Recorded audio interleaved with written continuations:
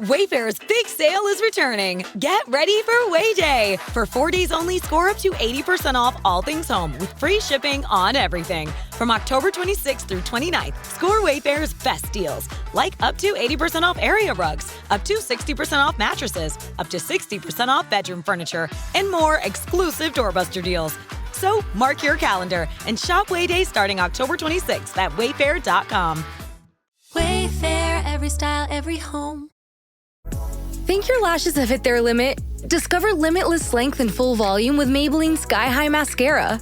The Flex Tower brush bends to volumize and extend every single lash from root to tip.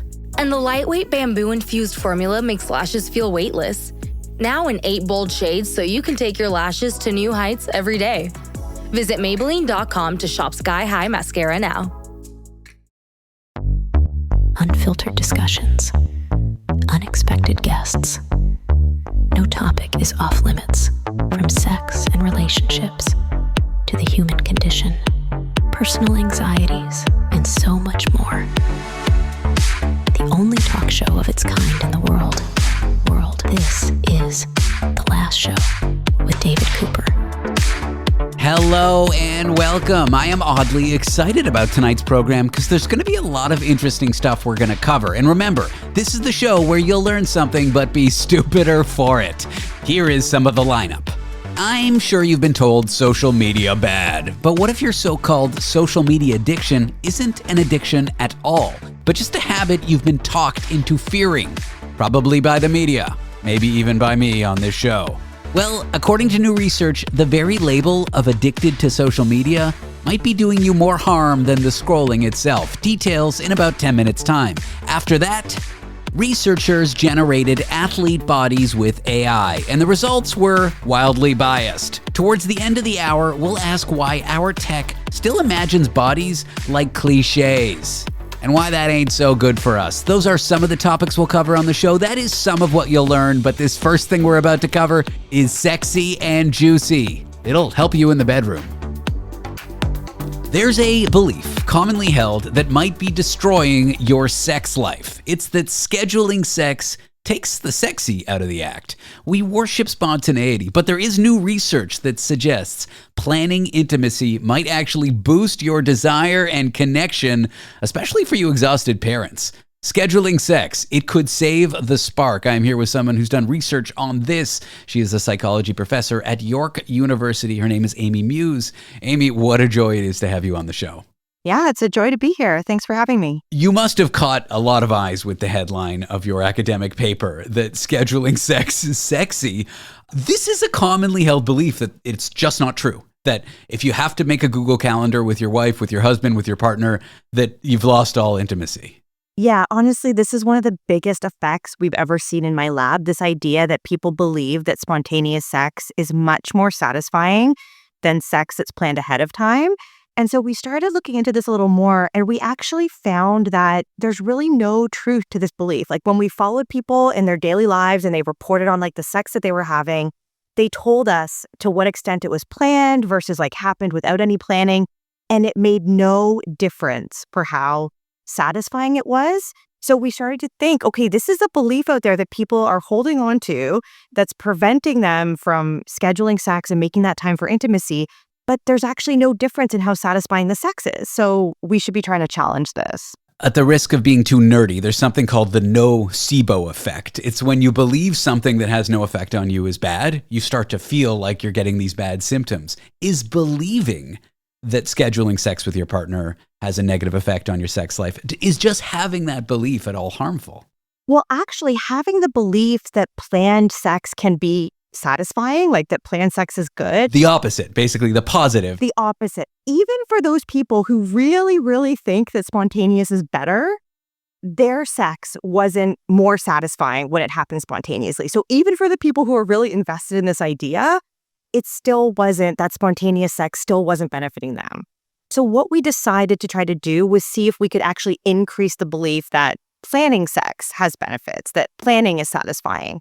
And so we targeted a group of people with young kids because we figured, these are people that might still have this belief but have trouble like finding time for sex, right? Spontaneity is harder when you have children and you don't have the same amount of privacy. And so we did this recent study. We sort of shared what we've been finding in our work about the benefits of, planned sex. We encouraged them to do it over 2 weeks. And we compared this to a group of people where we just kind of affirmed their spontaneous sex belief. So we just sort of said, a lot of people believe this. We don't really know what's true. Tell us about your sex life over the next 2 weeks and, help us learn a bit more about this. But the group that we told to try planning, they had more sex and they actually had more desire for sex. Like they wanted their partner more over those 2 weeks. And then when they did have planned sex, it was more satisfying. They felt better about their relationship. So it actually seemed like that spontaneity belief was holding people back. If you'll just hold on for a second here, I'm taking a screen cap of an empty pocket in my calendar and sending it to my girlfriend. Were you surprised by this? Were you surprised that scheduling things actually made things better? I mean, it really does go against that commonly held belief. Yeah, so that is what we expected. Like we had this other evidence that people have this strong belief, but when they think that planning is better, they're actually more likely to plan. And then those planned experiences don't feel unsexy to them. They feel good. So that was sort of our hope, but we didn't know how resistant people would be to shifting this belief. So it was really interesting to us when we found that we could shift this just by giving people this information. And then that it actually resulted in having more sex, and not just that, but like more desire for sex. So it wasn't like, I think the idea is that if you plan it, it's going to be sort of like begrudging, okay, well, we said we would. You feel obligated to do it. Yes. So we actually found that the people in our planned sex group felt less obligated to engage in sex with their partner. So it wasn't that was one of our concerns, right? That, yeah, maybe they do it more, but they feel more obligated, and that's not really helping with your intimacy and your satisfaction. So we asked about that, and they actually felt less obligated. And I think what's going on here is that, especially for busy parents of young kids, having sex sprung on them spontaneously at the end of the day was actually making them feel a little more obligated, right? They weren't really in the mood. They hadn't been preparing for it, but they also didn't want to hurt their partner's feelings, if they were, trying to initiate some connection. So I think that's what's going on there. So when they could plan it, they sort of mentally prepared for it. They, groomed in a way that made them feel sexy. They wore something that made them feel sexy, and they sort of anticipated it. Some of them told us, we'd text about it during the day and we sort of prepared for it. And so they ended up feeling more anticipation rather than more obligation. Another belief I think is commonly held, but I'm not a fan of, is that verbal communication about sex is unsexy. But scheduling is verbal communication about sex. And I wonder if that opens the door to more conversations about sex, like fantasy or around consent or any of the things that people should be talking about that they're reluctant to talk about. Did you find that the more communication around it, the better? That's exactly right. So we don't have a lot of good data on that, but that's exactly what we think is happening here. And we did ask people for some open-ended responses, after the study. We're like, tell us how being in the study, changed your, if and how it changed your sex life and relationships. And some of those open-ended responses, you can see these kind of things, right? Once you're talking about having sex, then maybe you're adding on the things that you would like to do, or you're adding on other things about kind of your interests or desires. And I think that's sort of one thing that's happening here. It's opening up the lines of communication, and it's kind of getting partners on the same page, ahead of a sexual experience. Now, is there anything you want couples to know, especially ones that really struggle to find time for sex? Is it just give yourself permission to schedule it and then say to yourself, hey, us crazy kids, let's have fun? Yeah, I mean, the people in our experience, this was just in our experiment, it was just a 2-week thing. So you could even think of yourself as trying something like this out for a couple weeks, right? So, I've given some of the information that we would have given the people in our study, that we have these benefits to planning, that it can actually help couples have more sex, and that the sex can be, they can desire it, it can be satisfying. So give it a try and just see, how it works. For a lot of the couples in our sample, it worked well, and it really challenged that they were kind of holding on to this idea that they couldn't plan. But once they started doing it, for a lot of them, it sort of forced them to have more time for intimacy, and then they kind of looked forward to it more. And just to talk about it with your partner, right? Because obviously, this should be open, this should be agreed upon by everyone, and some flexibility. Things happen in life. You could get to that time that you agreed on, and maybe, you you're sick or you're more tired than you thought. Like, have some flexibility and then put the rain check. But, with those caveats in mind, give it a try and see if it actually works. Amy, it must feel good to give couples this one simple piece of advice. Everyone can do it. It's so easy, and it's a quick way to improve your sex life, especially if you've got this busy life and never seem to find time. Must feel pretty good coming up with this research. Yeah, once we had these findings, we're like, this is something that we should try to get out there. This is something that people could actually sort of, I think benefit from. The world needs to know. Schedule your sex. Amy, it has been a joy chatting with you. Thanks for being on the show. Thanks for having me. Amy Muise is a psychology professor at York University. Coming up, you're probably not as addicted to social media as you think. The very label addicted is maybe the problem. Details in a minute. Want to be part of the last show with David Cooper? Call us and join the conversation. 1-888-505-6644. Every day, thousands of Comcast engineers and technologists like Oluseyi are working to build the best sports viewing experience. Some of my favorite moments throughout my life are watching sports with my dad. Now I work at Comcast as part of the team that created our AI highlights technology, which uses AI to detect the major plays in a sports game. And now, millions of sports fans will never miss a moment. Visit ComcastCorporation.com/sports to learn more. The last show with David Cooper, where bad therapy meets good radio. Most reports on social media use often warn us of addiction. Social media bad. However, there's a new study that suggests many of us aren't actually as hooked as we might think we are. We're going to explore what's really going on with your video and photo sharing app habits here with Dr. Ian Anderson, who's done research in this area. He's a psychology researcher at the California Institute of Technology, or Caltech more affectionately. Ian, welcome to the program. Hi, David. Thanks for having me. I'm sure we've all seen videos, YouTube clips, whatever, of people, probably not researchers, talking about social media addiction. Often these are not quite the full story, or they get it wrong. How do you define addiction and social media addiction when you're actually doing like psychology research? So the actual clinical form of addiction that we use as a construct in psychology has like 6 components. One is how often you spend time thinking about the use of an app. Another is if you have urges to use it. Another is if it modifies your mood. So if you use it to forget about your personal problems, if you can't cut down on your use, if you have withdrawal symptoms, and finally, if it has a negative impact on your life. So actually, you have to score pretty high on all of those things in order to qualify for even being at risk of an addiction. So the way we use addiction colloquially often doesn't quite fit with that more comprehensive definition. Well, I think that sets the stage here for what you investigated, this idea that people are overestimating their use, in this case, Instagram. I guess that's kind of a nice finding when it comes to social media engagement, when we often hear negative ones. Walk me through what you studied and how you found it. Yeah, so we were really interested in the way that there's sort of a mismatch between the reality of how people are using social media and the way that we talk about it.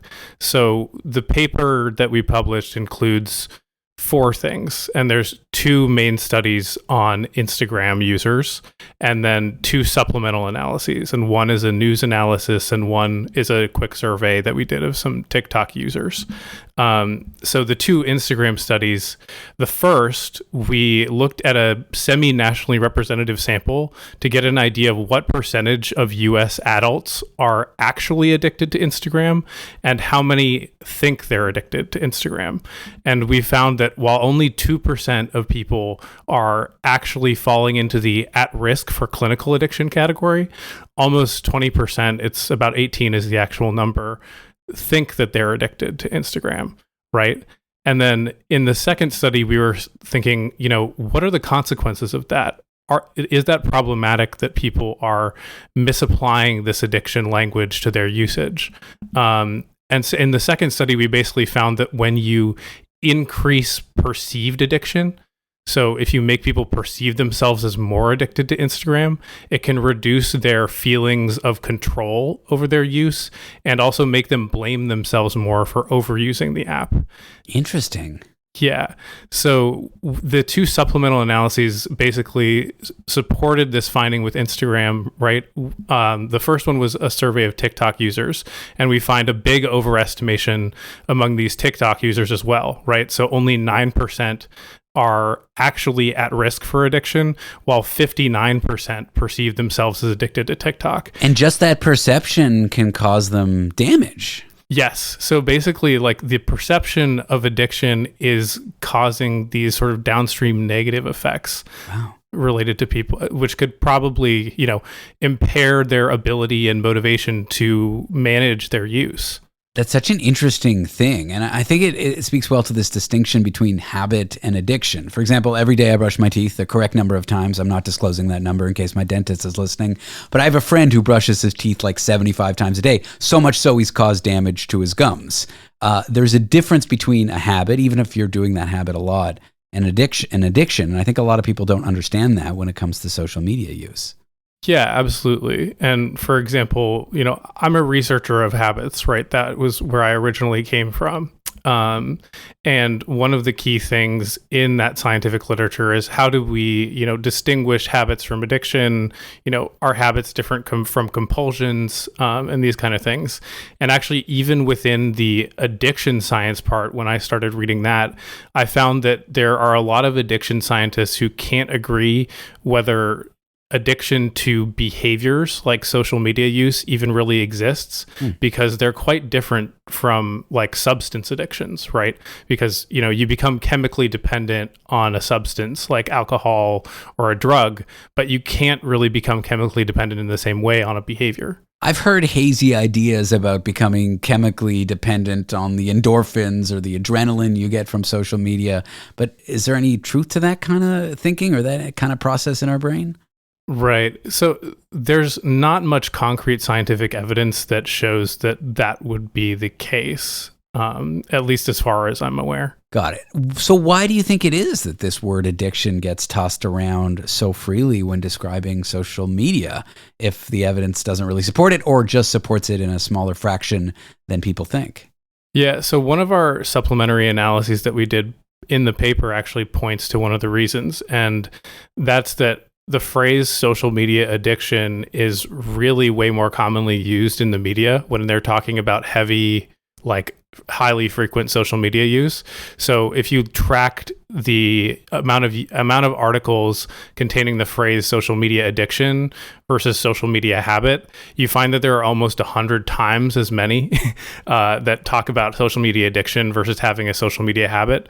So this kind of like potentially pathologizing framing of addiction is really pervasive across media, and I think it helps enforce addiction as the norm, and like meaning like the way that we describe heavy social media use colloquially. And I think that like those two things are pretty strongly tied, as well as the fact that, strong habits are often difficult to control, and strong habits to use social media can feel like addiction, even if they're not. Ironically, you're skewing the results by coming on a radio program, getting the correct framing out. There's now one more instance of a media conversation. I'm getting silly at this point. You're correct, though. What would a better or more accurate public conversation about social media habits look like? Like, how would you want folks out there, reporters, newspapers, people writing blogs, how would you want them to talk about social media engagement when they're talking about habits and stuff? I mean, I think what I'm seeking is people to talk about it in a more scientifically accurate way, right? Because this addiction construct, if you're looking at the sample in our study, we had like 35% of the sample who have strong social media habits. And if you look at daily users, it's 50% of the sample, versus only 2% or less are addicted or potentially addicted to using Instagram. So I think if we can try to almost reverse that proportion of the way that we talk about it currently, that would actually match more accurately onto the percentage of people that this is referring to. If someone listening thinks they're addicted to a social media app, Instagram, TikTok, what you mentioned earlier, I think is so valuable. Believing you're addicted when perhaps you're not can have some negative downstream effects. Beyond that, what would you want them to know? What signs would you want them to look for to kind of understand whether they do have a problem or not? Right. Yeah. So I would go seek out this scale that we used, honestly, which is called the Bergen Social Media Addiction Scale. And if you did take it and get a score that's really high, it has these different components. So if you're experiencing like severe life conflict with your social media use, severe feelings that like you're restless if you've been prohibited from using it, like severe lack of ability to cut down on your use, like these kind of things, like experiencing that to a severe degree, then that's the point at which you want to actually talk to a clinician. But it's really important to kind of separate those things from whether or not it's just that you have a really strong habit that you could potentially use habit disruption techniques to fix. Dr. Ian Anderson is a psychology researcher at California Institute of Technology. Ian, I've enjoyed this conversation. Thanks so much for being on the show. Of course. Thank you for having me, David. Up next, are kids born good, or do they learn goodness the same way they learn math or tying their shoes? After the break, how morality grows in children and why the labels we slap on kids might be holding them back. Want to be part of the last show with David Cooper? Call us and join the conversation.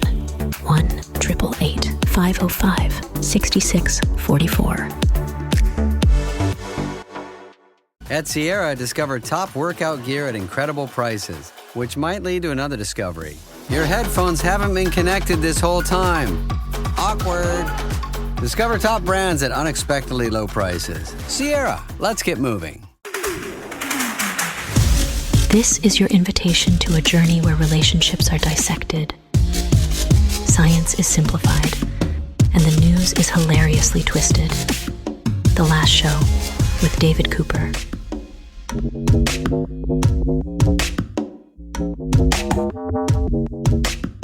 We often talk about good kids and bad kids. Like for children, morality is baked in. But what if it isn't? We're going to explore how children actually learn to care, be fair, and grow their morality over time here with child psychologist and faculty director at the Making Caring Common Project at Harvard, Richard Weissbourd. Richard, welcome to the show. It's great to be here. Thanks. I've often thought, without much evidence, I haven't done the research, that morality is something learned, that you aren't born good or bad. That seems kind of unfair. What does the research show in this area? Do children learn to be caring, generous, and fair, or are they just born that way? I think the reason this conversation is so important is because you said at the outset is that there is this common idea that there are good kids and bad kids, and kids get locked into that identity. They're either a good kid or a bad kid. And once you're locked into being a bad kid, it can be hard to get out. I mean, it can become self-fulfilling in a lot of ways. And, the evidence is really otherwise. The evidence really shows that kids can develop important moral capacities. I'm not talking about moral beliefs, like whether you're pro-life or pro-choice. I'm talking about the capacity to be caring or to be fair or to commit to justice. And those things develop not only throughout childhood, but throughout adulthood as well. I mean, up until the end of your life, people can develop important moral capacities. I've watched my parents shift their beliefs on things, and they're in their 70s. But in those early years, what's happening developmentally? Like, where do we get our moral learnings from? Where do we take our cues from? Well, let's take one dimension of morality, which is, empathy, and being able to both not just take other perspectives. Con men and torturers and salespeople can take other perspectives, but being able to experience what other people feel and being able to value other people. And infants, will often cry when they hear another infant crying. So there is some, emotional empathy that's present at early age. As kids get older, we really have to work with them on taking other perspectives. It's not just about you. What is this other person thinking? And as they get even older, on coordinating multiple perspectives. What are a number of people thinking? And what does that mean for them? What does that mean for you? And, we also, as educators, parents, have to help kids learn to value other people. And that often means humanizing them and helping kids see similarities between who they are and who other kids are. So there's, a ton we can do as parents and educators. And, on the other hand, if kids are growing up in environments that are adverse or toxic and they're angry or they develop stereotypes or, they tend to see the world as us, them, it can really, constantly undermine their capacity to care. So, this can go both ways. Yeah. Following from that, the sort of opposite belief that morality is fixed. There are adults that sort of see kids as good and bad. There are adults that see other adults as good or bad, as this binary, rather than seeing people as people. This persistent belief, why is it so harmful, and why does it persist, you think? I think we're all, and particularly when we're anxious or confused or uncertain, we're quick to categorize, and it becomes hard sort of cognitively, it can be hard emotionally to hold the complexities in people. I mean, we're really in a binary time these days. I mean, this is part of what hyperpolarization is about, right? Like, you're a Democrat, you think Republicans are, high numbers think Republicans are subhuman. If you're a Republican, high numbers think Democrats are subhuman. And these are easy things to latch on to. I think once you feel attacked, you also can find it very hard to see the complexity or the dignity in somebody else. And we have a social media environment where people are attacking each other all the time. So feeling threatened, I think, can cause people to categorize other people. But your question is a really important one, because the truth is, if you look at almost everybody, we are complex constellations of strengths and weaknesses. We are caring in some ways, we're not caring in others. We're caring in certain relationships, we have trouble being caring in others. We may be caring in certain contexts, but in sports, we're savages. I mean, so this is the complexity of development. Yeah.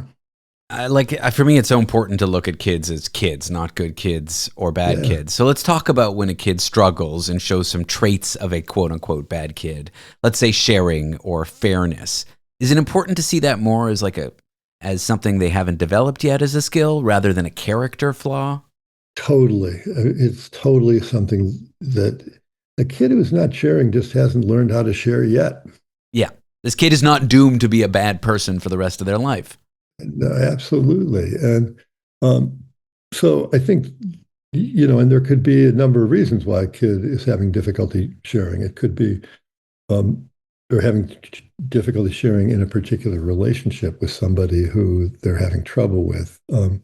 It could be that they've had a bad day and they're angry about something else entirely, and they're feeling self-protective. So it's and a lot of kids haven't had practice sharing, and they just need practice. We need to expect it of them, and often they will find it rewarding too.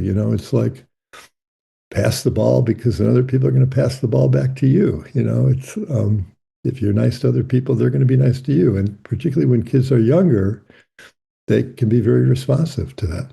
Talk to me about a child's circle of care. What is it? Why might we want to expand it? Why is it important? Yeah. So, when we talk about care or empathy, we often talk about them as a quantity. Like, you either have a lot of it or you have a little of it. And that's true to some extent. There's some people who are very caring and others who are not so caring. But almost everybody cares for somebody, and often cares for somebody a lot. You care for a family member, a romantic partner, a close friend a lot. In many ways, the bigger issue is, who do you care for? And do you care for people who are different from you in race, class, gender, ability, gender identity? And do you care for people who slip off our radar? Do you care for the custodian at school? Do you care for the server in the restaurant? Do you care for a bus driver? I think the bigger project for kids is expanding their circle of concern. So they care for people when it's hard. They care for people that might annoy them, kids who might annoy them or irritate them. They care for kids who might be foreign to them. They understand the ways in which the custodian and the bus driver and the trash collector are contributing to their lives, and they appreciate that. So that's what I think our main job is in working with kids, is in expanding their circle of concern. For parents or teachers who found themselves looking at kids in this binary way, in this us or them way, categorizing their kid as either a good kid or a bad kid holistically, what advice would you have for them? I think that one of the things that I would sort of alert them to is, particularly with bad kids, about how self-fulfilling that can be. That if you can't engage a kid around their strengths, they are likely to seek attention in ways that are negative. They're likely to be irritated and angry with you in ways that make you even less patient with them. I mean, these are the cycles that you get in. This is the short version of how I ended up in radio, by the way. Oh, is it? But no, any advice for parents who are seeing kids that way? Well, one advice I always give to parents and educators and clinicians and people who are working with kids is, can you identify 3 strengths in every kid you work with? And do you have a plan for working with those strengths? And I think that we got to get beyond the rhetoric of being strength-based and to the reality of it. And that you can find strengths in just about every kid. And it can set things in a very different direction. Well, Richard Weissbourd is a child psychologist and faculty director at the Making Caring Common Project at Harvard. Richard, I've really enjoyed this chat. Thank you for being on the show. I have too. Thank you. After the break, a researcher asked AI to show us what athlete bodies look like, and the results biased and not entirely human. But what do these images reveal about us and our tech? An answer to that coming up. Want to be part of the last show with David Cooper? Call us and join the conversation. 1-888-505-6644.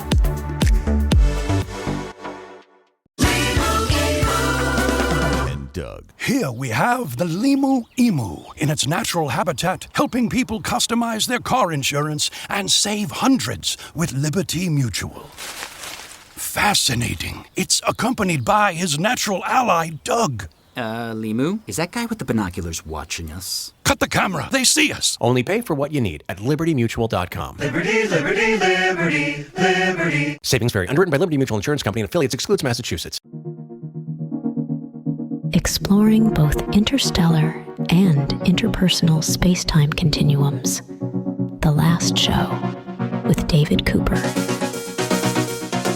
What happens when we ask AI to show us what an athlete looks like? It turns out tools like ChatGPT have some very old-fashioned, maybe stereotyped ideas about human bodies. And before we gang up on these robots, it probably says more about us that this happens than them. I am joined by Delaney Thibodeau, who is a postdoc researcher in kinesiology at the University of Toronto, who's done research in this area. Delaney, welcome to the program.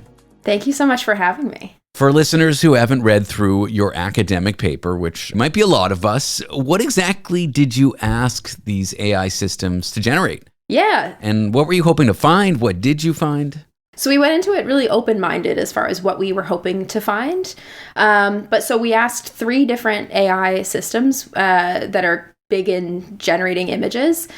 We asked it for a full body image of a male, a full body image of a female, full body image of a male athlete, female athlete, and we also just asked it for athlete. And we made 300 pictures, but we didn't give it any prompts in terms of descriptions of the people. We just wanted to see, when we ask it for an athlete or a male or female, what does it give us? Sort of what is the platonic ideal in AI's mind of what these body types are, I guess. Exactly. So, and what did it choose? What did it narrow down on? And was there bias in it? Yeah.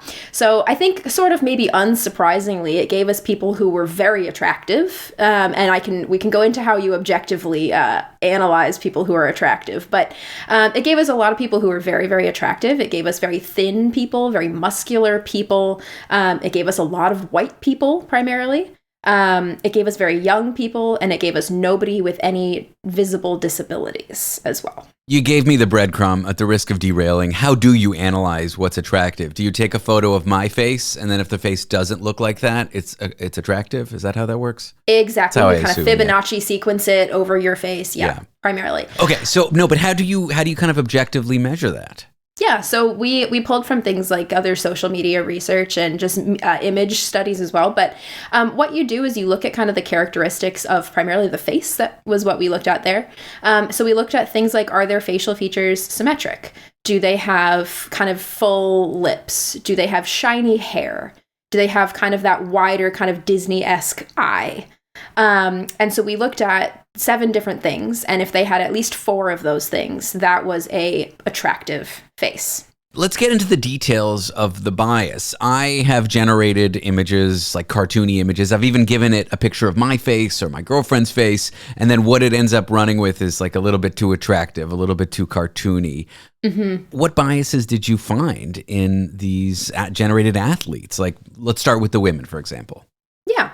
So starting with them, so it was interesting, the different platforms we used. So we used DALL-E, Midjourney, and Stable Diffusion, if you're familiar with those ones. I am, but yeah, go on. But not everyone might be, yeah. And so they each have kind of different ways they create pictures of people, was what we found. And so the DALL-E images were a little bit more cartoonish looking. They looked less kind of photo real, whereas some of the images from Midjourney or Stable Diffusion, there were some of them that you're like, oh, that could very well be a real person. And so that was kind of an interesting finding. And then in those ones that looked a little bit more realistic, with the women and just the athletes in general, you could see specific striations of all of their muscles. You could see their really, really bony, like little body fat anywhere. And so they were a little bit exaggerated, some of them, in terms of just how Hulk cartoon superhero they looked. And then with the women specifically, they were very often in very revealing clothing. So like wearing bathing suits when they didn't need to be. We didn't ask them to be in bathing suits. Overly sexualized, I suppose, would be the way to describe that. Exactly. Yeah. And then men, hypermuscular, like cartoonishly strong. Cartoonishly strong. A lot of them were shirtless as well with the men. The men were, and this is kind of a behind the scenes finding. We didn't report this in the paper, but there were some differences in terms of like what the bodies were doing in the pictures, and the male athletes were more often actually doing a sport versus the female athletes who were more just kind of posing sort of for the imaginary AI camera. Interesting. Okay, so let's talk about what this bias can do to us. I know we've long known seeing cartoonishly over-exaggerated certain body types isn't great for us, like in magazines. This is a conversation that's been happening for many, many years. But at this point, with tools like this, is the impact on us just getting worse? I don't know if I can say it's getting worse, but it's certainly not helping. And with how much time we spend in social media where we're seeing these kind of digital images, I would say it's definitely something that we need to keep an eye on because, we do know that more viewing of these images, the internalization that often happens with idealized pictures, it's linked to things like anxiety and depression. And if you're a young person, worse performance in school. If you're an athlete, worse performance in sport. There was a new study that just came out that linked body shame to injury risk in athletes.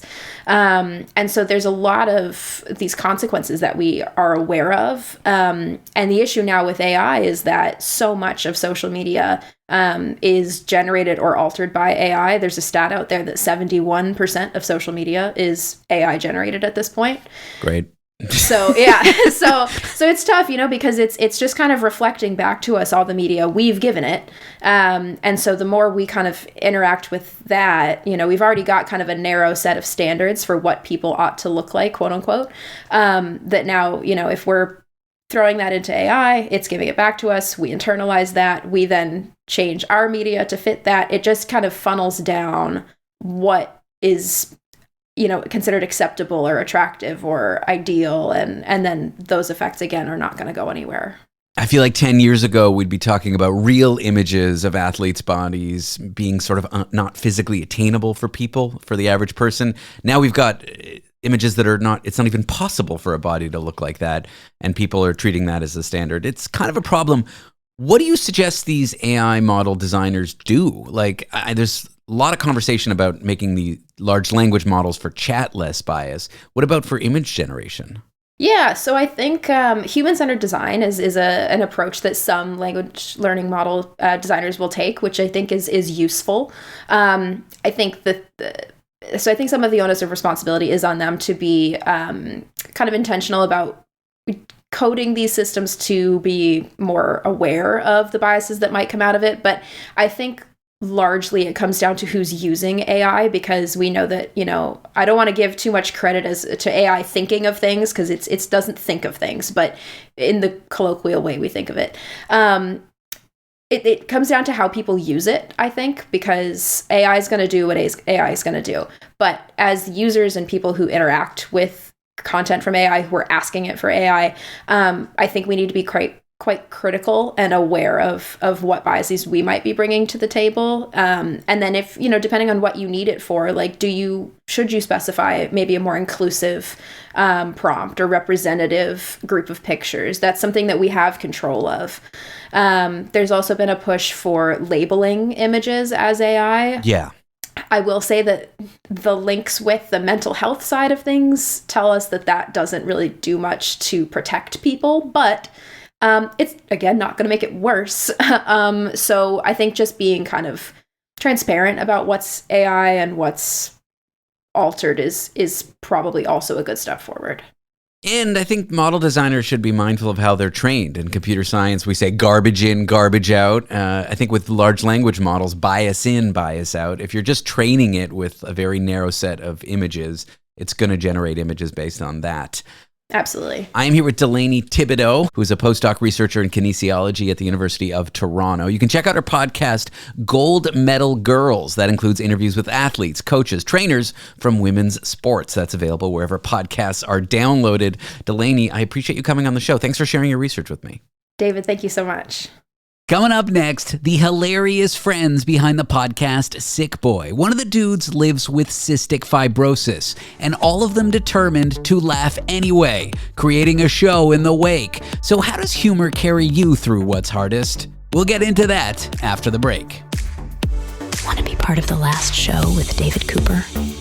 Call us and join the conversation. 1-888-505-6644. 'Tis the season to cozy up with all your favorite holiday movies and shows. You coming? Where? To the North Pole, of course! Like A Very Jonas Christmas Movie and Home Alone on Disney+. Should I burn down the joint? I don't think so. Then snuggle up with The Polar Express and National Lampoon's Christmas Vacation with Hulu on Disney+. I think we're all in for a very big Christmas treat. This season, there's something for everyone with Hulu on Disney+. Bundle subscription required. Terms apply. Visit disneyplus.com/Hulu for details. The only talk show with an introduction that mentions its own introduction. And that's happening right now in this introduction. The last show with David Cooper. Begging for a mention. Yeah, you just want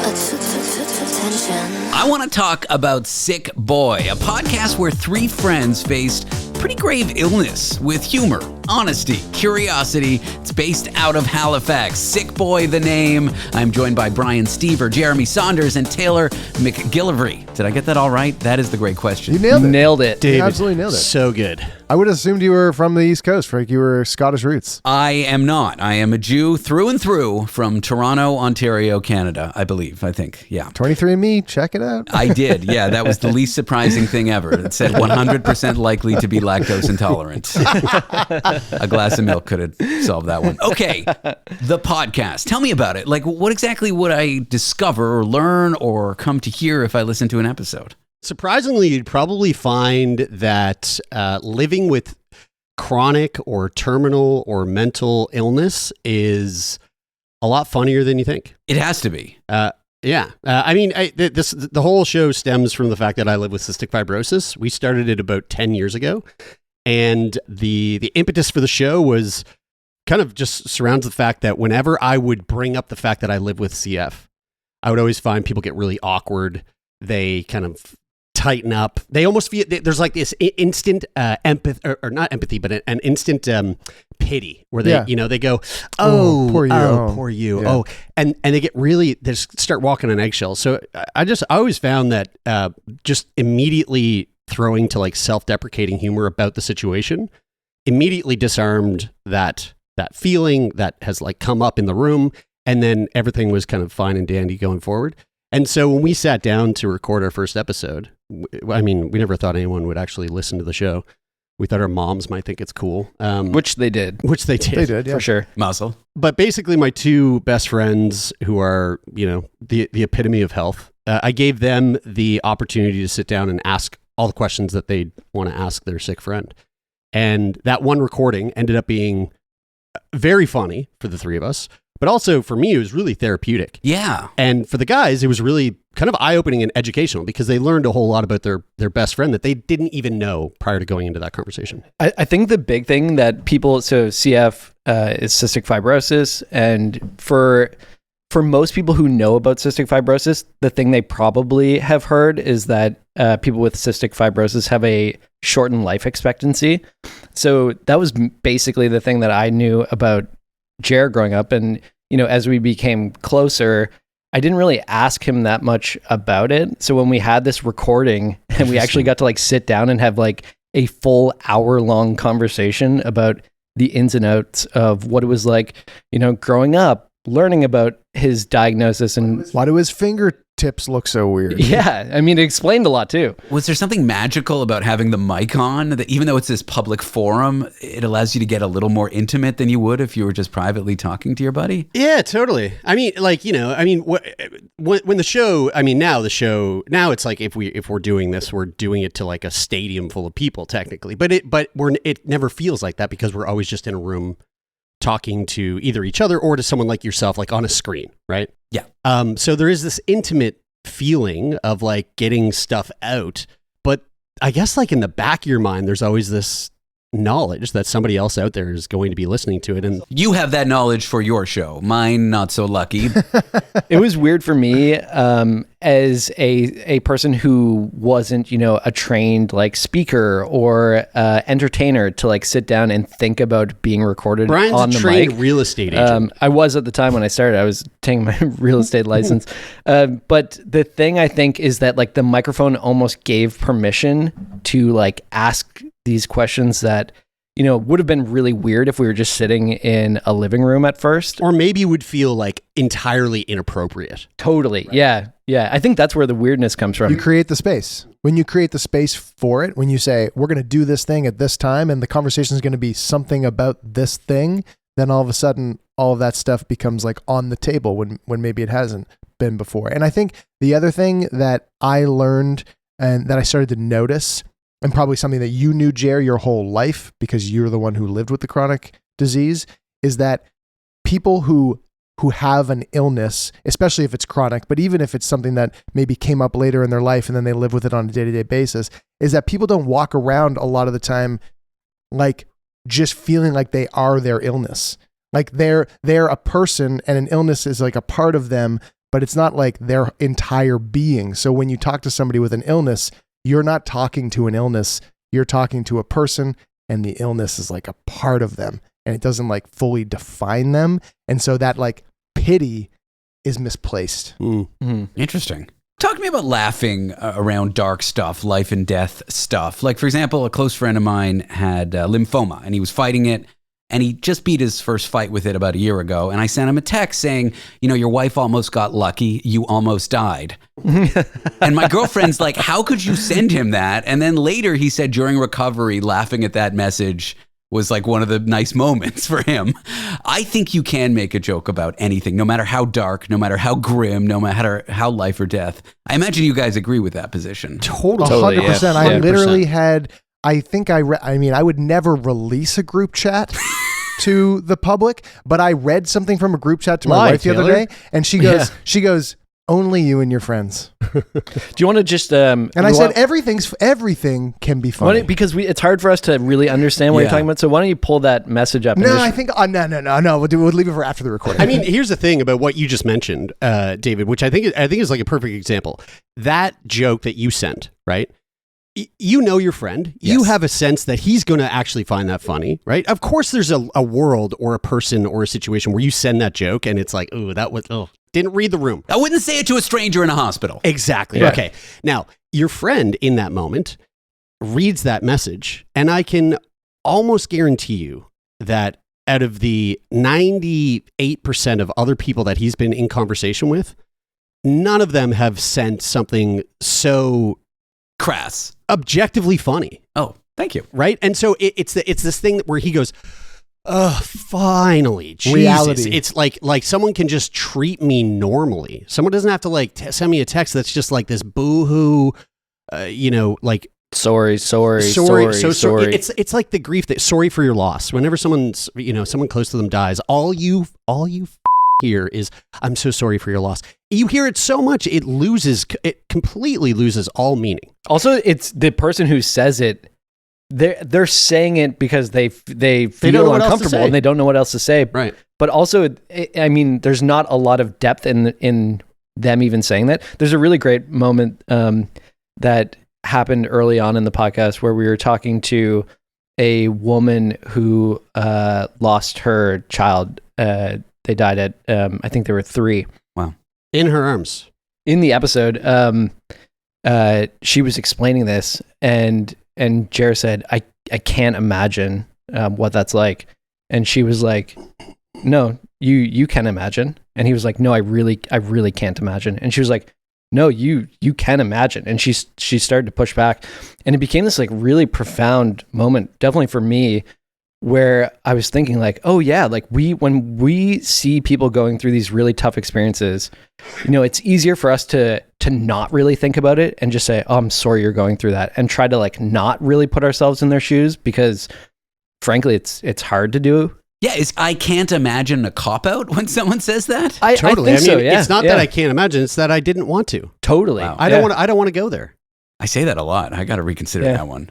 And I think it's okay. Like I think I'm not saying that like every single time you need to really go there, but I think that if you have the capacity and you want to be there for someone who's really going through it, like if you really care about this person and you want to show them that you care, saying I can't imagine or saying I'm sorry and not being prepared to go into that grief with them is a bit of a cop-out. The better choice is when they say that, you just let out a huge fart and then go, got it. Because farts are always funny. Farts are always funny. I'm here with Brian Stever, Jeremy Saunders, and Taylor McGillivray. I am talking to the host of Sickboy, an amazing podcast you can find wherever podcasts are downloaded. We'll be back with more of them in a moment.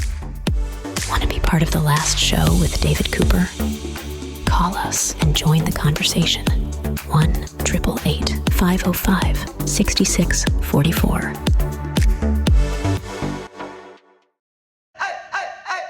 Meet the computer you can talk to.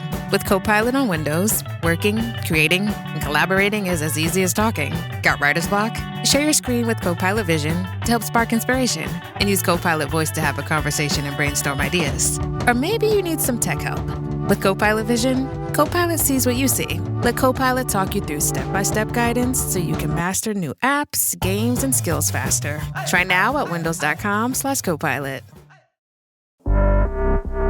Please be advised that the following program contains audio content that may be graphic and potentially triggering for some listeners.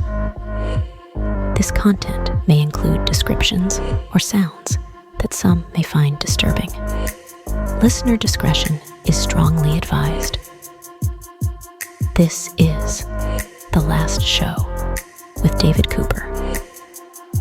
I am here with the hosts of Sickboy, a podcast where 3 friends face illness? Well, at least one of them does. He has cystic fibrosis, and they talk about it. And things get dark, and things get funny. And we are here with Brian Stever and Jeremy Saunders and Taylor McGillivray to discuss all of this and probably other things. This is a great introduction. I'm a really talented broadcaster. Welcome, guys. I'm really loving it. You did nail it, yeah. It's like, how long can a man talk in circles with saying nothing? 30 seconds is the answer. Welcome, guys. But it sounds so good. Thank you. Guys, tell me about some of the people you interview who have chronic illnesses, mental health difficulties, rare diseases. What's a real standout one for you? Oh my God. So again, we've been doing it for 10 years. We've published over almost 1,000 episodes. There's a wild list. I mean, one that comes to mind right off the top of my head is a guy that we know who he has seminal stones. So when he ejaculates, for people at home listening who don't know what that means. Content warning for any parents with children or sensitive listeners. We will be discussing some adult themes, including sexy private parts. Boom. Now, for regulatory purposes, you can say whatever you want. There you go. So earmuffs. You kept it so clean. Seminal stones. When he ejaculates, he has kind of like kidney stones, except the semen. Keep it on the radio. Or the ejaculate fluid is solid like a rock. It comes out like a kidney stone. Like a rock. That's right. That's right. Yeah. Bob Seger. He's got Bob Seger stones. Yeah. And one of the interesting parts about having seminal stones is that the way to deal with it is to keep the pipes clear. Oh, wow. So he has to essentially release the stones. Go to work once a day or more to keep the pipes clear, aka a bunch. Yeah, no, I get that. Oh, sorry. Okay, I wasn't sure. No, that's fine. Okay. Our censors will, not important. But I always imagine if you have scurvy and you go to the doctor, you get a prescription pad where it says 1 orange per day. I would love to see the prescription where the doctor writes, you need to do that once or more a day. Yeah, that's totally. Right. Yeah. I go home and tug it. There was actually a really funny moment from that conversation where he had to do a specific exam. What was the type of exam that he had to do? And he had to use the stirrups on the on the table. He was in a very compromising position. I'm pretty sure it was like a prostate exam. You act like you don't know. And in order to have it, you lay on the table and there's... Brian gave it. What do you mean you don't know? I think he was hands and knees inclined, butt up. What do you think he's doing with the big bucks he's making from your show? He's built a replica room in his house of this. What he was supposed to do was he was supposed to have a prostate exam. He was supposed to use the stirrups on the bed. So he was supposed to lay on his back and put his feet up on the stirrups. He did not know that this was what he was supposed to do. He knew he was supposed to use this bed and these stirrups in some way. And so what he did was he propped himself up on his hands and knees and got his shins into the stirrups. So basically, like I think there's a song out there that says like face down, ass up. He was face down, ass up. And the doctor came in and immediately was like, oh my God, what are you doing? Yeah, the doctor thought he was about to be the victim of a crime or something. God bless him. God bless Please him. Dismount. Which is a great example because in that moment for him, that would have been an incredibly embarrassing experience. Horrifically embarrassing. In hindsight, when you tell that story after, it's very objectively funny. Yeah, totally. Yeah. Your podcast's tagline is, it's the only place where terminal diagnosis and dick jokes peacefully coexist. Now, you got to say more about that. Well, you know what? It's a relatively recent tagline, but it's something that's been true for a decade. And to go along with something that we've been talking about recently is that over the last 10 years, Jeremy's one such guest. Jeremy had phimosis as a young lad. What is phimosis? Again, kids at home, earmuffs. Phimosis is when the frenulum that connects the foreskin to the head of the penis is too tight. Let me explain this way in a more PG way. When the turtleneck is too tight. The turtleneck is too tight. The turtleneck cannot descend. Yes. Okay? So this is actually I'm so glad we have a content warning for what we're about to do. How hilarious, as hilarious as this conversation can be, it's also like it really impacts someone's sexual life. It messed me up. When I was 16, I had to get circumcised. L'chaim. So the entire episode, I shared this. Yeah, brother. He did a bris. Who was your moil? It was a home bris, and it went really well. It's a covenant with God, my friend. No, I had to get circumcised when I was 16, and I actually set the appointment up without my parents knowing. My mother got a phone call the day before asking if I had a ride set up to get like home. And my mother, she was like, for what? And they were like, for his procedure tomorrow. And she said, what procedure? And they were like, his circumcision. And my mother was like, what the hell is going on? So then of course I had to say, Mom, I got to get I set that up. I can't retract my foreskin. And so my mother actually took me to my circumcision, took me home. My mom's a nurse. She had to put cream on me over the next couple of weeks. I told all my friends at school that I had a severe lung infection and I had to go in to be admitted to the hospital. All of this was because I had phimosis and needed to have a circumcision. And so we did this episode with Jeremy and another one of our friends who also went through this phimosis in his adulthood. Similar procedure. And we aired that episode, and we've had 20 guys reach out to us and say, I listened to that episode. I never had any idea why sex and like masturbation was always just like off the table for me. Like I couldn't do it. I just basically didn't have a sex life because I just thought it was just not for me. And then I got circumcised, and lo and behold, I have a sex life now. That's kind of crazy. It just turned out that their turtlenecks were too tight. And they just had to take that fabric off and remove it, and everything was good. We're responsible for a slew of circumcisions across the country. We call it our cut count. I also I want to state, because I feel like for the record, we really didn't have a lot of time for this interview, and it sounds like, based on everything that I've heard in this interview, it covered a lot of skin. If I was at home driving my car listening. Wow, look at you with your radio broadcasting instincts, trying to rein everything in. It really just sounds like these guys, their podcast is just about penises and but really, and that framing would be 100% correct. But we really do. We talk about terminal cancer. We talk about mental illness. We talk about mental illness. We talk about illnesses that we've never even heard of before, that are so rare that doctors don't even know much about. We really have heard the entire spectrum of the human experience of what it means to live a life whilst being challenged with illness. Like when one of our guests grew a penis on his arm and had it transplanted on. That's actually true. That's a true story. It is actually true. You guys, you tackle these heavy topics. What you talk about might be triggering for people. I know I'm certainly triggered by how vulgar you guys are. How do you navigate that responsibility? Or do you just get the nasty emails in your inbox and you don't care? Well, to be honest with you, like we actually don't get that much flack. And I think a big reason for that is because when we have a guest on the show, it really is about them and their experience. And so sometimes we'll get a guest on, like, we'll use the example of the gentleman who had the Seminole Stones. I mean, that was just a really silly conversation from start to finish. But sometimes we'll have someone on where they're like in the throes of a recent diagnosis, and it's really tough and it's really hard for them. And this really kind of comes back to what we were speaking about before the break, which is that these conversations are conversations that people are dying to have, literally and figuratively. And so if someone shows up and they're in a space where they're really in a place of feeling quite vulnerable, and they are in a place of still like where it feels really fresh and they're scared, well, we show up for them where they are in that moment. Jeremy. And every conversation is completely different. Jeremy, and the humor in the show is always he cut us off, Taylor. We've run out of time. He already cut us off. We've run out of time, but you guys are great. Check out Sickboy at sickboypodcast.com. Did I get that right? You did. Probably. I mean, Google it. I'm sure it'll come up. Yeah, Sickboy, whatever. Who cares? I'm here with Brian Stever, Jeremy Saunders, and Taylor McGillivray, who are both coast to coast, yeah. Coast to coast with the most. With the most. All right. Thanks so much, guys. I appreciate being on the show.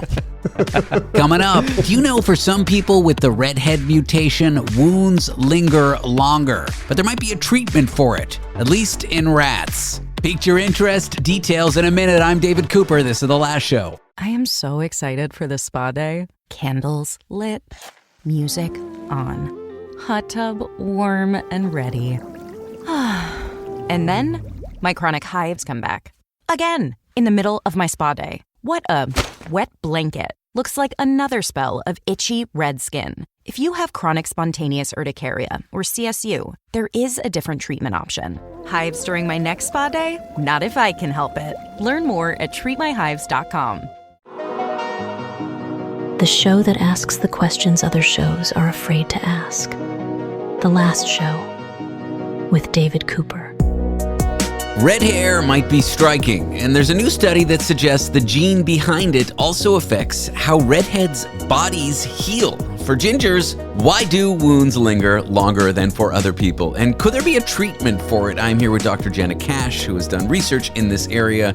She's a wound repair researcher at the University of Edinburgh. Jenna, welcome to the program.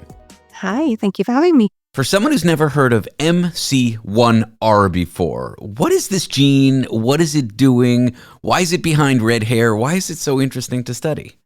So MC1R stands for melanocortin 1 receptor, and essentially it's a gene that controls hair color. So you actually have two colors that you can produce. There's a black pigment and a ginger pigment. And in people with a particular type of this receptor, MC1R, you have no black pigment produced, so you only have the ginger pigment. Interesting. So what does it do that can affect inflammation? What can it do to create slow healing wounds? I'm asking for a friend, and when I say friend, my lovely girlfriend, roommate, cat co-owner, she is of the orange people, so I'm particularly interested for her. So what we found was that in our studies, when you don't have a properly functioning MC1R, your wounds heal slower and you have more inflammatory immune cells collecting in the wound. And they produce these things called nets, which are essentially nets, but made out of DNA that are supposed to capture bugs. But if you produce too many of them, it can be bad for wound healing. So that's what we found in a nutshell. Now, how bad is this, and how often does it happen to people who have red hair? Is it just the occasional thing, the odd redhead might have it? Or does it seem like everyone with red hair has this to some degree? So our studies were performed in mouse.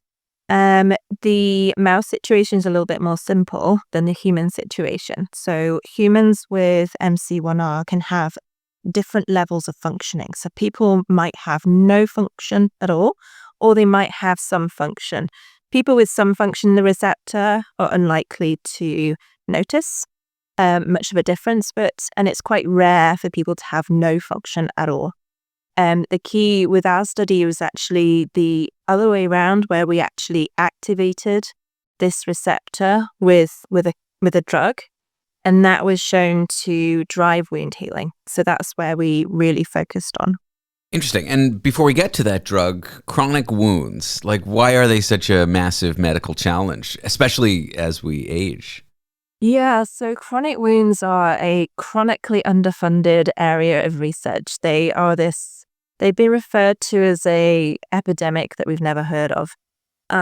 They tend to affect the elderly, people with diabetes, and people who have mobility issues, whether that be being very old and frail, or it could be being quadriplegic or having severe MS. And these combination of factors together seem to create a situation whereby wounds can form that just really fail to heal, and they can actually last in some people for decades. And would they stay open, or would they be prone to reopening? Yeah. Yes, so they can fail to heal completely. They can keep growing. They can stay open for decades. They can heal and then reopen. They can heal and then reopen, and you end up with amputations. Amputations are very common in the diabetic population. And there's very limited therapeutic approaches to deal with them. So there's a huge amount of research that needs to be done in this area. Enter your research. Tell me about this potential treatment that you've been working on. Yeah, so what we found was that if you put a drug into wounds that activates this MC1R, you can drive wound healing. And that is the case in our normal kind of cuts and scrapes, but also in chronic non-healing wounds. So we found that we got less exudate produced by the wounds, and the exudate can be really damaging to the skin. We've got less immune cells that we think were being damaging in this context. And we got an increase in new blood vessel formation in the wound bed. And that's really important because the blood vessels are providing oxygen and nutrients to a very demanding tissue, if you like, that's trying to go through repair. And we also saw that the drug drives something called reepithelialization. But if you think of the top layer of your skin, called the epidermis, where your hair follicles are and you got all the skin pigment, that layer has to move. It has to migrate underneath a scab to recreate the skin barrier. So we found that this drug helps that happen. Interesting. And so promising results in mice. Any other things about these results that you're excited about? Yes, so we did studies in several types of human chronic wounds, and what we found there was that the human wounds actually have less of the body's own activator of this MC1R. So what would normally act on MC1R in the body is not being produced as much in the ulcers. And that's really useful because we can come in with that drug and replace that molecule, activate the receptor and drive healing. Is there, how soon could someone be using a drug like this? It's exciting results, but how do we go from where we are now to it being on the shelf or being behind the counter at the chemist or pharmacist, as we call them? What we're working on at the moment is formulations. So that is basically trying to find out the best way to give the drug to humans. So it can be like a cream or an ointment or a hydrogel. So we're testing that to see which is most effective. And then the idea is to go into clinical trial and see whether it is beneficial for patients with diabetic foot ulcers in the first instance. All right. Since we're talking about redheads, I've got to ask a few exaggerated questions here. Should redheads carry more spare Band-Aids than the rest of us at all times? Is their wound response so much worse than the rest of us on average? I don't think so. What we do know is that redheads do feel pain more than non-redheads. So maybe carrying around more painkillers, but we don't know that redheads actually form wounds more frequently. Things like you might get a blister on the back of your foot through poorly fitting shoes. We don't know that happens more in redheads, for example. Cool. And this cream, if it comes out, could level the playing field, I suppose. Yes. All right. Well, anything next in this line of research? Anything else you're excited about?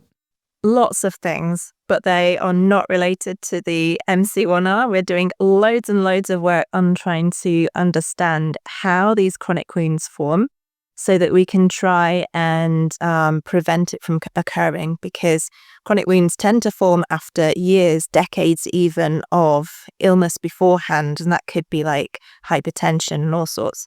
So we're trying to work out how to prevent some of those changes occurring before an ulcer forms, to try and just prevent ulcers from forming in the first place. Well, Jenna, I appreciate you coming on the show and chatting to me about your research. Thanks for being here. Thank you for having me. Dr. Jenna Cash is a wound repair researcher at the University of Edinburgh in the UK.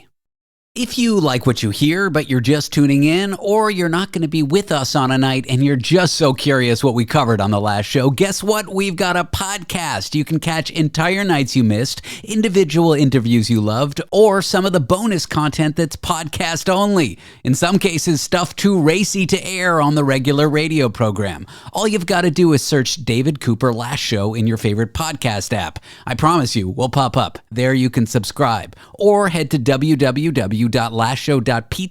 That's .pizza, not .com, never.com, our website for more details. So yeah, subscribe to the Last Show podcast. My mother thinks you should do it. I mean, she would if she knew what a podcast was, but that's between me and her. It's besides the point. It's not relevant. Coming up next, what if the future of romantic love, of romantic relationships, has no hierarchy, no labels, no ladders, no partners versus friends? Enter relationship anarchy. Might sound wild to you, but younger generations are embracing it. We'll teach you what exactly relationship anarchy looks like in real life up next. Want to be part of the last show with David Cooper?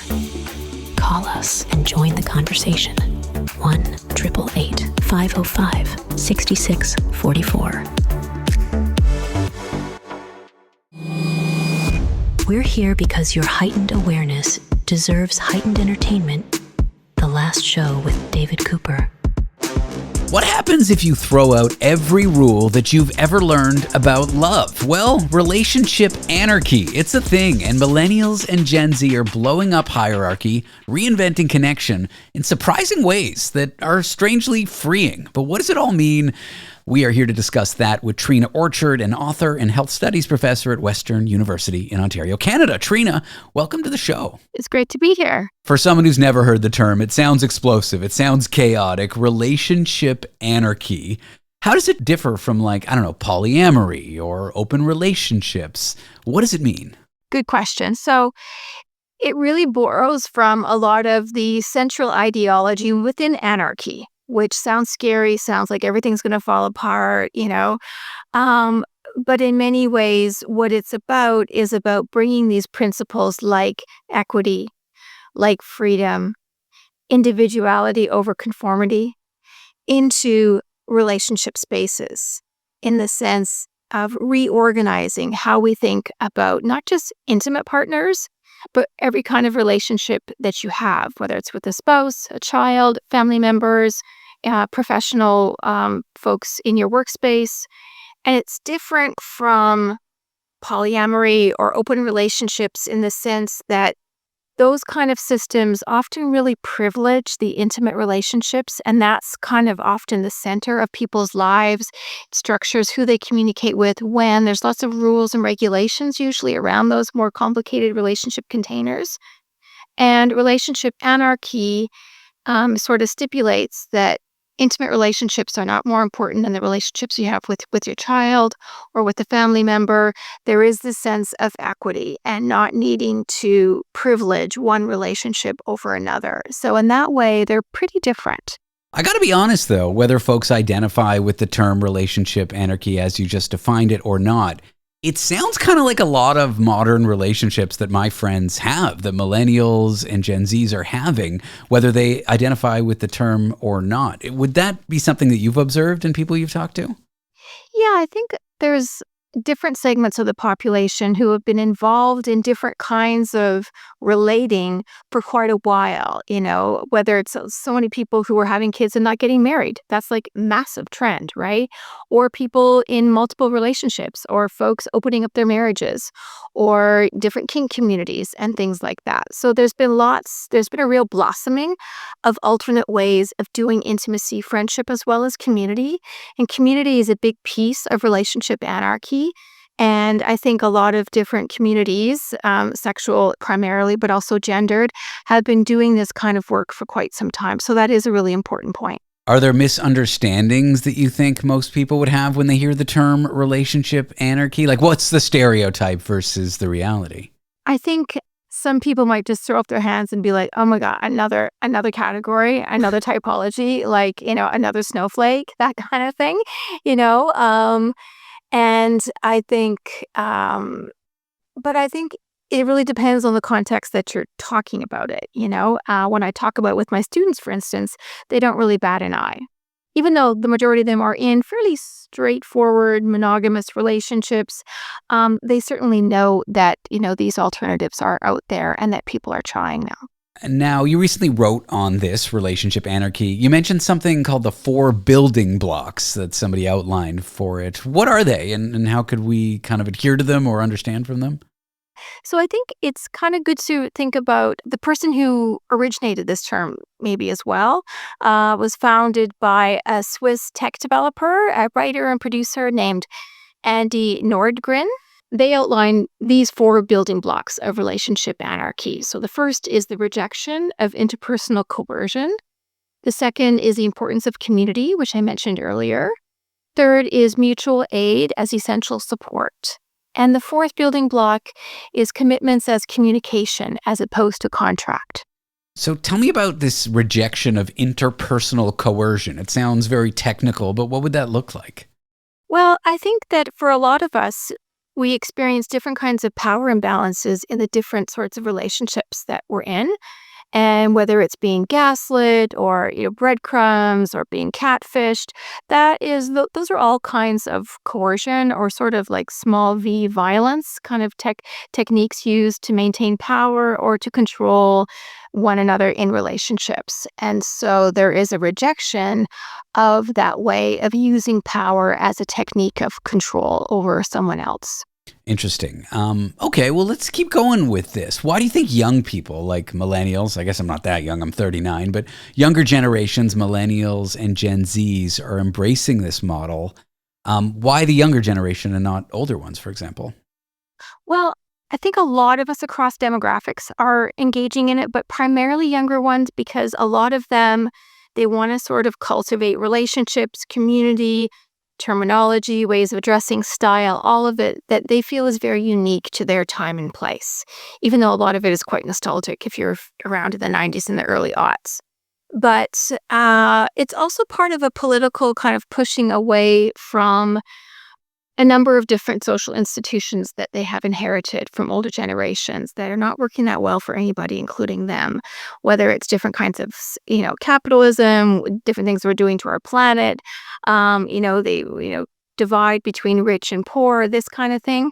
And so relationships, I think traditional forms of relationships are seen as old-fashioned and not something that represents who they are and what they aspire. And a lot of the things that they aspire to are very different from those things of older generations. More fluidity, flexibility, the communal living. It's very expensive if you're going to afford a house right now. So that community piece kind of ties into the current kind of cultural climate that they're dealing with. And in what way does it, and I know just by its very definition, but maybe you can speak to it more, in what way does it challenge this assumption that some people have that one partner is going to fulfill all of our needs for the rest of our life? Right. Well, I think relationship anarchy really sort of pulls the thread and undoes a lot of that dominant ideology that a lot of people know doesn't really work for them, even if they've been in a one-to-one monogamous relationship for a long time. I think there are lots of stresses that people, if they're being honest with themselves, would acknowledge that it's hard asking everything of one person. And when you do that, that can sometimes create so much division and anxiety and tension, but there still can be some shame associated with getting divorced and things. And so in that way, traditional relationships can feel oppressive, especially when the relationship structure itself is demanding a lot from both partners. If someone's listening and they're curious about trying relationship anarchy, but maybe most of their friends, their community is in traditional monogamous relationships, where does one even begin? Yeah, that's a really important question. There are a few resources online, like there's the handbook, Relationship Anarchy. There are specific resources for how to get started, what it might look like. And I think the most important thing is to have conversations with the people who you're close to, because it will impact every relationship that you have. And whether or not you're going to go through with it or you know exactly what sort of shade of relationship anarchy you want to enter into, having open conversations and sharing what you know and why you might want to try and pursue this different way of doing relationships is probably the first step. Well, you can check out health studies professor at Western University, Treena Orchard's book, Sticky, Sexy, Sad, Swipe Culture and the Darker Side of Dating Apps, wherever books are sold. Treena, I appreciate you coming on the show. Thanks for being here. It was great. Thank you.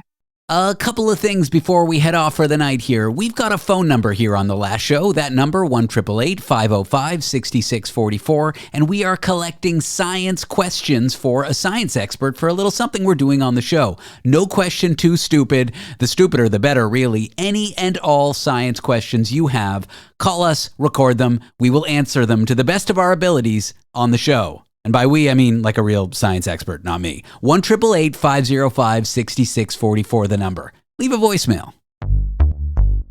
That's our program. Thank you for tuning in. Hope you have a great weekend. Do not forget about the Last Show podcast. You can either search David Cooper Last Show in your favorite podcast app or go to www.lastshow.pizza, our website. That's .pizza, not .com, to find out details, and please do subscribe. Don't forget our phone number, 1-888-505-6644. That's 1-888-505-6644 for those science questions. I'm David Cooper. This was Never the First Show. We'll be back next week. Make their holiday unforgettable with a gift that says it all from Pandora Jewelry. A gift that tells a story and shows you know theirs. That doesn't just sparkle, but speaks. This season, give a gift that's perfectly theirs.